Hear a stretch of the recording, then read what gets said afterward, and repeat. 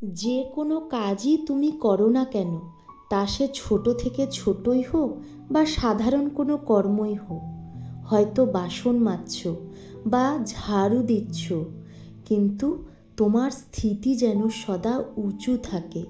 তুমি সমানের সিটে থেকে সেই কর্ম করো। তুমি ভেবো না আমি একটা সাধারণ মাতা রান্না করছি। না, যখন রান্না করবে ভাববে আমি পূজ্য আত্মা, আমি মহান আত্মা, বিশ্ব কল্যাণের কর্তব্য করছি। তাহলে দেখবে তুমি খুব খুশি খুশি সে কর্ম করছো, আর সেই কর্মের কোনো বোঝ বা বন্ধন অনুভব হচ্ছে না। তুমি জীবনমুক্ত স্থিতিতে যে কোনো কর্ম করছো, আর সেই কর্ম সবাইকে সুখ দিচ্ছে। যখন তুমি নিজেকে ভাববে আমি নিমিত্ত আত্মা, হয়তো তুমি পরিবারে আছো, তুমি ভেবো না এ আমার পতি, এ আমার সন্তান।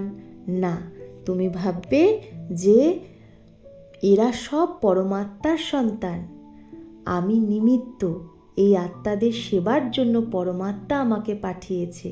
তাহলে দেখবে কর্মের কোনো বোঝই অনুভব হবে না, সদা নিজেকে হালকা লাগবে, একদম ফরিস্তা। ওপর থেকে এসেছি, কর্ম করলাম, আবার উপরে চলে গেলাম। ওম শান্তি।